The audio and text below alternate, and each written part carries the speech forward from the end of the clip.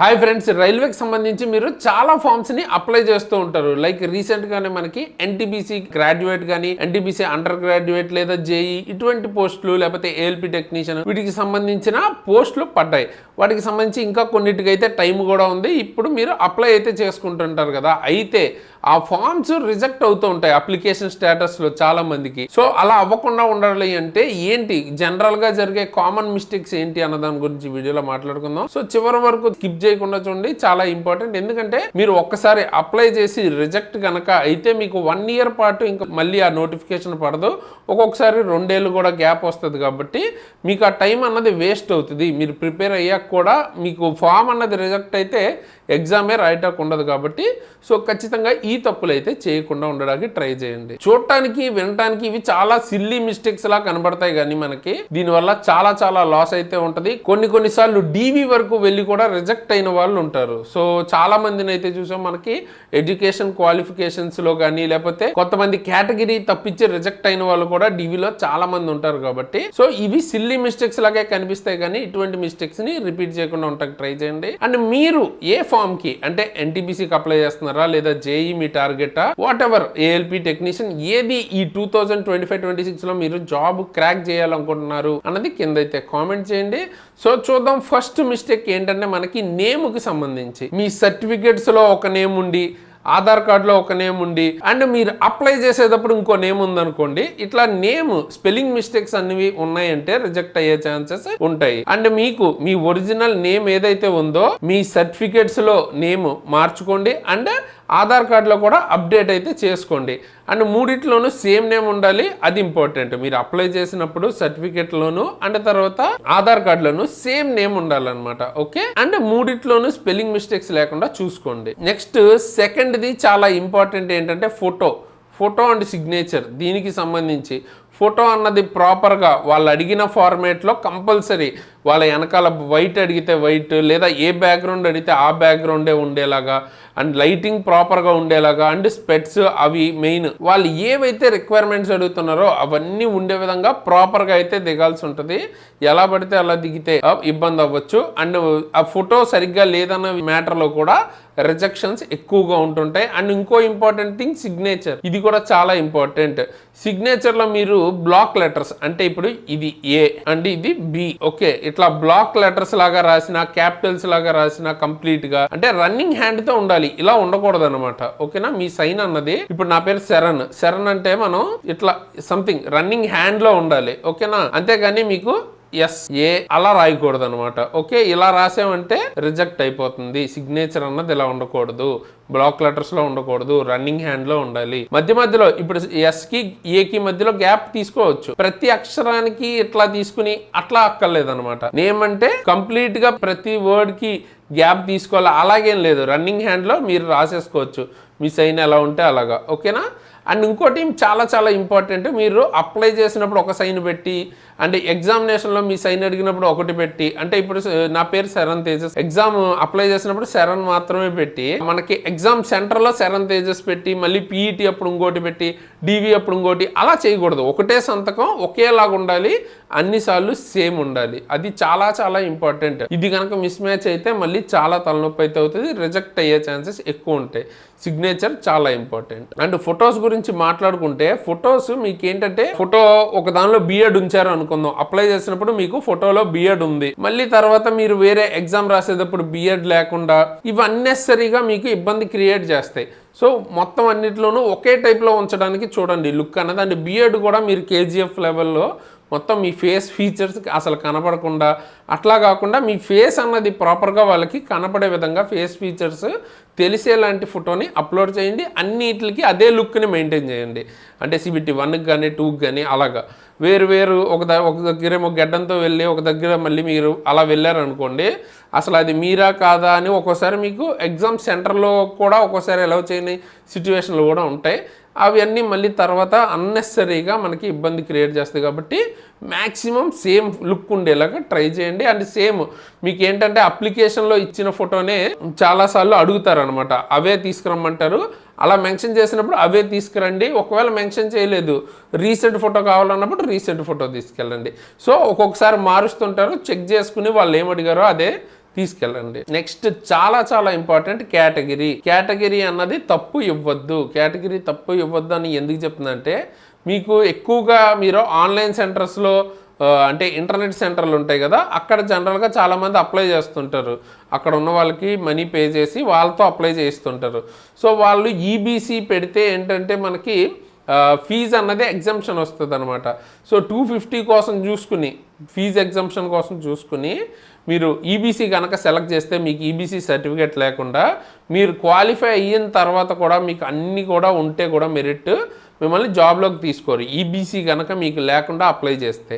So EBC దగ్గర చాలా కేర్ఫుల్గా ఉండండి. మీకు ప్రాపర్గా సర్టిఫికేట్ ఉంటేనే వాడుకోండి, లేకపోతే వాడుకోవద్దు. అండ్ ముఖ్యంగా ఇంటర్నెట్ సెంటర్స్ నుంచి అప్లై చేసే వాళ్ళని ఒకసారి మీరు చూసుకోండి, ఏం పెడుతున్నారు కేటగిరీలు, తర్వాత ఏమేమి వాటికి ఎస్ పెడుతున్నారు, దేనికి నో పెడుతున్నారు చెక్ చేసుకోండి. మీకు ఉంటేనే వాటికి ఎస్ పెట్టండి, ఓకేనా. నెక్స్ట్ ఎడ్యుకేషన్ క్వాలిఫికేషన్ దగ్గరకు వచ్చేసరికి మీకు మెయిన్గా పాసింగ్ ఇయర్స్ ప్రాపర్గా ఇవ్వండి, ఎగ్జాక్ట్ పాసింగ్ ఇయర్ ఇవ్వండి. అండ్ దాంతోపాటు ఇప్పుడు మీది ఎలక్ట్రానిక్స్ అండ్ ఇన్స్ట్రుమెంటేషన్ ఇట్లాంటి బ్రాంచ్ అనుకోండి, ఓన్లీ ఎలక్ట్రానిక్స్ అలా రాయకండి, ఎలక్ట్రానిక్స్ అండ్ ఇన్స్ట్రుమెంటేషన్ ఉంటుంది కదా అది తీసుకోండి, ఓకేనా. అంటే ప్రాపర్గా మీది ఏ బ్రాంచ్ ఉందో ఆ బ్రాంచ్ని కరెక్ట్గా రాయండి. మళ్ళీ సగమే రాస్తే కూడా మీకు ఇబ్బంది అవ్వచ్చు తర్వాత. అండ్ ఇందాక చెప్పిన కేటగిరీలో ఇప్పుడు మీరు ఓబీసీ అనుకోండి, ఓబీసీ ఎన్సిఎల్ అయితేనే మీకు ఓబీసీకి సంబంధించిన రిజర్వేషన్ అన్నది వస్తుంది అనమాట. అలాగే ఈడబ్ల్యూఎస్ మీరు అప్లై చేసే టైంకి ఈడబ్ల్యూఎస్ సర్టిఫికేట్ ఉండాలి కంపల్సరీ, ఓకే. ఆ సర్టిఫికేట్ ఉండాలి. అలాగే మీరు జాయిన్ అయ్యే టైంకి ఈడబ్ల్యూఎస్ సర్టిఫికేట్ ఉండాలి. మోస్ట్లీ ఆ రెండు కూడా తీసుకెళ్ళండి. అండ్ ఈ ఓబీసీకి కూడా అంతే ఉంటుంది. సో 2 సర్టిఫికేట్స్ కంపల్సరీ ఉండాలి. అండ్ వాళ్ళు ఒక డేట్ ఇస్తారు, లైక్ ఈసారి April 1, 2025 ఇచ్చారు కదా, ఆ డేట్ తర్వాత నుంచి ఉండాలి అలా మెన్షన్ చేస్తారు. ఆ డేట్ తర్వాత రీసెంట్ది తీసుకెళ్ళండి, ఓకేనా, కేటగిరీస్కి మెన్షన్ చేసినప్పుడు. అండ్ ఇది కూడా చాలామంది చేసే మిస్టేక్, మల్టిపుల్ ఫామ్స్ అప్లై చేస్తుంటారు అన్నమాట. మల్టిపుల్ ఫామ్స్ అంటే కొంతమంది పేరు తప్పించామనో లేకపోతే ఏదైనా డీటెయిల్ తప్పించామని, ఆరు లేకపోతే మొబైల్ నెంబరో ఏదో ఒకటి మిస్ అయిపోయిందని మల్టిపుల్ ఆర్ఆర్బీస్కి కానీ, లేకపోతే మాకు ఫస్ట్ మనం సికింద్రాబాద్ జోన్ అప్లై చేసి తర్వాత చెన్నైలో కూడా అప్లై చేయాలి, ఇలా మల్టిపుల్ జోన్స్ సెలెక్ట్ చేసుకోవడం కోసం మల్టిపుల్ ఆర్ఆర్బీస్కి అప్లై చేసే ఛాన్స్ ఉంది. లేదా ఏదైనా తప్పించాం కదా అని 2 సార్లు అప్లై చేస్తుంటారు, అలా అప్లై చేయొద్దు. ఎందుకంటే 2 కూడా క్యాన్సిల్ అయిపోతాయి. మల్టిపుల్ అప్లికేషన్స్ అన్నవి పెట్టకూడదు ఒకే నోటిఫికేషన్కి. ప్రాపర్గా మోడిఫికేషన్ విండో టైం ఇస్తారు కదా, ఆ టైంలో మోడిఫై చేసుకోండి అంతే, మీరేమైనా మార్చుకోవాలనుకుంటే. అంతేగాని మల్టిపుల్ మాత్రం పెట్టొద్దు, చాలా చాలా ఇంపార్టెంట్. స్ట్రైట్ అవే రిజెక్ట్ అయిపోతారు అప్లికేషన్ స్టేటస్లోనే. అండ్ ఇంకోటి ఈమెయిల్ అడ్రస్లు అలాగే మొబైల్ నెంబర్స్ చాలా క్యాజువల్గా ఏదో ఒక నెంబర్ ఇచ్చేస్తుంటారు మీ ఫ్రెండ్స్ది, అలా ఇవ్వద్దు. ఎందుకంటే తర్వాత మీరు ఆధార్తో లింక్ అయి ఉంటుంది, మీరు ఆ మొబైల్ నెంబర్ కానీ ఏదైనా పోగొట్టుకుంటే ఈమెయిల్ కానీ మళ్ళీ మీకు అప్లై చేయడానికి కుదరదు. మళ్ళీ అది చాలా పెద్ద ప్రాసెస్ అయిపోద్ది. మీరు ఈవెన్ బోర్డుకి కూడా మెసేజ్ కానీ లేదా అక్కడికి వెళ్ళి విజిట్ చేయాల్సి రావచ్చు. సో ఈమెయిల్ మొబైల్ మార్చుకోవడం అంత ఈజీ కాదు. మోస్ట్లీ ఒక్కొక్కసారి తీసేయచ్చు కూడా, అసలు ఈమెయిల్ మొబైల్ మార్చడానికి లేదు అని కూడా తీసుకురావచ్చు. లాస్ట్ టైం అయితే సమ్ హెల్ప్ లైన్ నెంబర్స్ లాంటివి ఇచ్చారు, ప్రతిసారి ఇస్తారు అని మాత్రం అనుకోవద్దు.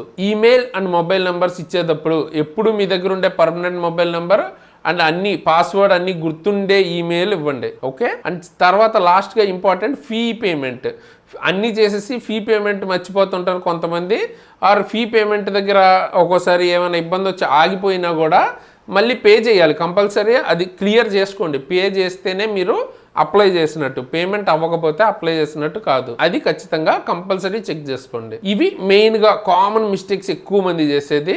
అండ్ ఖచ్చితంగా మీరు చేయాల్సినవి ఏంటి అంటే నోటిఫికేషన్ ఫస్ట్ బాగా చదవండి. అప్లై చేసే ముందు డీటెయిల్ నోటిఫికేషన్ ఒకసారి మీరు చదవండి క్లియర్గా. మీకు ఏమైనా రిజర్వేషన్స్ అవన్నీ ఉంటే వాటి గురించి కూడా చక్కగా చూసుకుని అప్పుడు అప్లై చేయండి. అండ్ మెయిన్గా ఇంకోటి ఏంటంటే మెడికల్ స్టాండర్డ్. మీకు ఏదైతే మెడికల్ స్టాండర్డ్ ఉందో వాటికి మెయిన్గా ఫస్ట్ అప్లై చేసుకోండి ప్రయారిటీ. మీకు లేని మెడికల్ స్టాండర్డ్ని ముందు ఇవ్వద్దు ప్రయారిటీలో, ఎందుకంటే మీరు పాస్ అయినా కూడా మళ్ళీ జాబ్ రాదనమాట మీకు ఆ మెడికల్ స్టాండర్డ్ లేకపోతే. కలర్ బ్లైండ్నెస్ ఇట్లా రకరకాలు ఉంటాయి, అవి కనుక ఉంటే మీ స్టాండర్డ్ అన్నది మారుతుంది కదా. మీకు ఏ స్టాండర్డ్ ఉందో మెడికల్ స్టాండర్డ్ అది ఫస్ట్ ప్రయారిటీ పెట్టుకోవడానికి చూడండి. అండ్ ఆధార్ కూడా, ఆధార్ డీటెయిల్స్ అన్నీ కరెక్ట్గా ఉన్నాయా లేదా ఒకవేళ లేకపోతే అప్డేట్ చేసుకోండి, కంప్లీట్గా అన్ని కరెక్ట్గా ఉండేలా చూసుకుని అప్లై చేసుకోండి. సో దట్ మీకు ప్రాసెస్ అన్నది స్మూత్గా అయిపోతుంది. అండ్ లాస్ట్ అండ్ ఫైనల్గా ఏంటంటే మీరు సబ్మిట్ చేసే ముందు అన్నీ కరెక్ట్గా ఉన్నాయా లేదా ప్రివ్యూ అడుగుతుంది. ప్రివ్యూ చూపిస్తుంది మీకు. ఆ ప్రివ్యూ చూసి అన్నీ ఒకసారి కరెక్ట్గా చెక్ చేసుకుని ఆ తర్వాత సబ్మిట్ చేయండి. సో దట్ ఏంటంటే మనకి అప్లికేషన్ దగ్గర మిస్టేక్స్ లేకపోతే సగం వర్రీస్ పోతే ప్రశాంతంగా మనం ఎగ్జామ్స్కి ప్రిపేర్ అవ్వచ్చు. అప్లికేషన్లో ఏదైనా మనం మిస్టేక్ చేసామని మనకు అనిపిస్తే వన్స్ అప్లై చేసిన తర్వాత మనం బాగా ప్రిపేర్ అయినా కూడా ఆ మైండ్ సెట్ ఎలా ఉంటుందంటే మనకు అక్కడ మళ్ళీ డీవీలో ఇబ్బంది అవుద్దేమో అని ఫుల్ ఫోకస్ చేయలేం. ఓకే, సో అందుకని మెయిన్గా ఈ వీడియో చేస్తున్నాను. సో అటువంటివి ఉండకుండా ఉండాలి ఫర్దర్గా మీరు పెట్టే నెక్స్ట్ అప్లికేషన్స్లో అంటే ఇవన్నీ చక్కగా చూసుకుని అప్పుడు అప్లై చేయండి. అండ్ ఇటువంటి మిస్టేక్స్ మీరు కానీ మీ ఫ్రెండ్స్ కానీ చేయకూడదు కాబట్టి మీ ఫ్రెండ్స్కి కూడా ఈ వీడియోని షేర్ చేయండి. వాళ్ళకు కూడా అవేర్నెస్ అయితే వస్తుంది. అండ్ మీరైతే వీడియోని లైక్ చేయండి ఖచ్చితంగా. సో దట్ ఎక్కువ వ్యూస్ అండ్ లైక్స్ ఉంటే నాకు కొంచెం మోటివేషన్ ఉంటుంది. ఇటువంటి బెటర్ కంటెంట్ గైడెన్స్ వీడియోస్ కానీ లేకపోతే ఇవన్నీ మీకు బెటర్గా తీసుకురాగలుగుతాను. సో లైక్ చేసి షేర్ చేయడం మర్చిపోవద్దు. అండ్ సీరియస్గా ప్రిపేర్ అయ్యే వాళ్ళకి రైల్వేకి సంబంధించిన అన్నిటికీ క్లాసెస్ మన దగ్గర ఉన్నాయి. లైక్ ఇండివిజువల్ సబ్జెక్ట్స్ అంటే ఫిజిక్స్, కెమిస్ట్రీ, బయాలజీ అలా కానీ లేదా గ్రూప్ డీకి సంబంధించిన ఫుల్ కోర్స్ ఇవన్నీ దొరుకుతాయి. లేదు ఫ్రీగా మంత్లీ కరెంట్ అఫైర్స్ ప్రతి ఎగ్జామ్కి, రైల్వే అనే కాదు అన్ని ఎగ్జామ్స్కి ఉపయోగపడేలాగా current affairs with PDF and test series మనం కండక్ట్ చేస్తున్నాం ప్రతి మంత్. సో పీడిఎఫ్ జెరాక్స్ తీసుకుని చదువుకోవచ్చు. అండ్ దానికి సంబంధించిన క్లాస్ కూడా ఉంటుంది, క్లియర్గా మీకు అర్థమవుతుంది. ఓకే, సో అది కావాలి అనుకుంటే కింద డిస్క్రిప్షన్లో ఎగ్జామ్ ట్రిక్స్ లింక్ ఉంటుంది, డౌన్లోడ్ చేసుకోండి. ఫ్రీనే. అట్లీస్ట్ మీకు కరెంట్ అఫైర్స్ కావాలన్నా అక్కడ నుంచి చూసుకోవచ్చు. And chemistry, biology, maths, reasoning లేదు జనరల్ సైన్స్ అంటే ఫిజిక్స్, కెమిస్ట్రీ, బయాలజీ కలిపి కావాలన్నా తక్కువ ప్రైస్లో, basic science and engineering, technician grade 3, ALP full course ఇలా అన్నీ దొరుకుతాయి. ఒకసారి చెక్ చేయండి, డెమోస్ ఉంటాయి.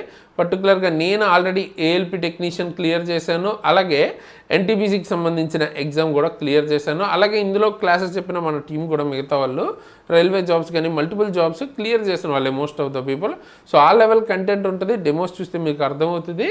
సో మీకు నచ్చితే తర్వాత తీసుకోవచ్చు. ఓకే, తీసుకోవాలి అనుకున్నా లేదా ఈ కరెంట్ అఫైర్స్ యూజ్ చేసుకోవాలనుకున్నా లింక్ అనేది కింద డిస్క్రిప్షన్లో ఇచ్చాం యాప్ది, అక్కడి నుంచి డౌన్లోడ్ చేసుకుని యూజ్ చేసుకోండి. అండ్ ఫర్దర్గా మీకు ఏమైనా రైల్వే రిలేటెడ్ కానీ గవర్నమెంట్ జాబ్ రిలేటెడ్ అప్డేట్స్ వెంటనే తెలియాలి అండ్ ఫేక్ కాకుండా జెన్యున్ అప్డేట్స్ ఏమైనా ఉంటే మనకి తెలియాలి అనుకుంటే మన టెలిగ్రామ్, వాట్సాప్ ఛానల్ లింక్స్ కింద డిస్క్రిప్షన్లో ఇచ్చాను. అక్కడి నుంచి అందులో జాయిన్ అయితే ఏమైనా అప్డేట్స్ ఉంటే నేను అక్కడ పోస్ట్ చేస్తాను.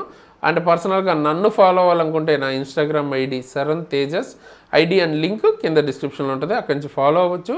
చెప్పే కదా వీడియోని అయితే లైక్ చేసి మీ ఫ్రెండ్స్కి షేర్ చేయండి. కొత్త వాళ్ళు అయితే ఖచ్చితంగా సబ్స్క్రైబ్ చేసుకుని బెల్ ఐకాన్ని ఆల్లో పెట్టుకోండి. ఎందుకంటే ఇప్పుడు చూడండి ఇక్కడ గ్రూప్ డీకి సంబంధించిన అప్డేట్స్ మీరు చూడొచ్చు. అలాగే బెస్ట్ పోస్ట్ జేఈకి సంబంధించి కావచ్చు, 8th పే కమిషన్కి సంబంధించిన రీసెంట్ శాలరీ వీడియో కానీ, గ్రాడ్యుయేట్కి సంబంధించిన బెస్ట్ పోస్ట్ ప్రిఫరెన్స్, టీసీ అవ్వాలని అంటే బేసిక్గా మీకు ఇక్కడ ఏంటంటే క్లాసెస్ కనబడతాయి మన ఛానల్లో, దాంతోపాటు గైడెన్స్ వీడియోలు కనబడతాయి, అప్డేట్స్ కనబడతాయి. వన్ స్టాప్ సొల్యూషన్ అనమాట గవర్నమెంట్ జాబ్కి సంబంధించి. అండ్ ముఖ్యంగా రైల్వేస్కి మీకు ఇంకా ఎక్కువ ఉపయోగపడుతుంది.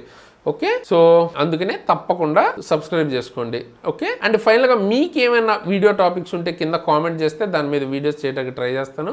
ఎక్కువ మంది అడిగిన దాన్ని ఫస్ట్ తీసుకురావడానికి ట్రై చేస్తాను. ఓకే, అండ్ ఇప్పుడు నేను ఎండ్ స్క్రీన్లో ఇక్కడ ఈ ప్లేలిస్ట్ కనిపిస్తుంది కదా, కరెంట్ అఫైర్స్ సంబంధించిన ప్లేలిస్ట్ January 2025 నుంచి ప్రతి ఒక్కటి అప్డేటెడ్ కరెంట్ అఫైర్స్ మీకు ఉంటుంది అనమాట ప్రతి మంత్. సో అది చూసుకుని మీకు పీడిఎఫ్ అది మన యాప్లో దొరుకుతుంది చెప్పాను కదా, అక్కడి నుంచి తీసుకుని ఫుల్గా యూజ్ చేసుకోవచ్చు అన్ని ఎగ్జామ్స్కి. ఓకే, ఇప్పుడు ఆ ప్లేలిస్ట్ ఇస్తాను. దాంతోపాటు ఇప్పుడు మీకున్న నోటిఫికేషన్స్, ఇంకా టైం ఉన్న నోటిఫికేషన్స్ జేఈ ఉంది, అలాగే టీసీ అంటే మీకు under graduate NTPC under graduate ఉంది, అలాగే గ్రాడ్యుయేట్ ఉంది. వీటికి సంబంధించిన వీడియో కూడా ఇస్తాను. అప్లై చేయని వాళ్ళు ఇంకా అప్లై చేయాలనుకుంటే వాటికి ఆ వీడియోస్ కూడా చెక్ చేయండి. ఓకేనా, సో ఫైనల్గా ఈ వీడియోకి ఇంత గైస్, ఇలాంటి మంచి వీడియోస్తో మీ ముందుకు మళ్ళీ వస్తాను. అంతవరకు సైనింగ్ ఆఫ్ తేజస్.